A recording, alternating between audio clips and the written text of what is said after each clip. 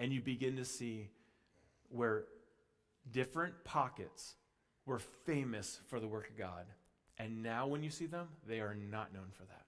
Case in point, modern day Turkey. That was the hotbed of where the Apostle Paul and Barnabas and all these guys worked. And they saw God do amazing things in that area. But when you think of Turkey now, is it known for, wow, that is where the world's most vibrant seminaries are? No.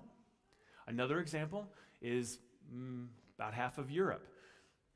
500 years ago, it was the place where there was revitalization across the board.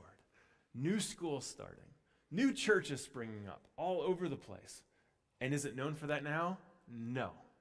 And so what place kind of is? There's a few spots. One of these in the world is in the U.S., where there is this gathering, like literally more people are gathered in this room right now for worship than some countries around the world with all of their believers combined. You know what I mean? So like God is moving in this country in all sorts of ways.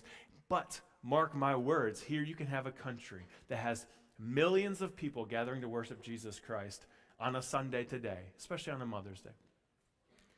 But if one generation doesn't commend the works to the next, all the seminaries, all the publishing groups that produce amazing Christian books, and then all these different churches will lie dormant by the next generation. It does not take much.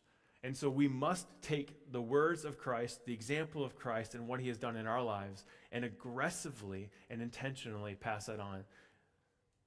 And what happens if we don't? Well, we have a great, fierce adversary who has no problem 24/7 lying to our children and telling them something completely different than what God's word says.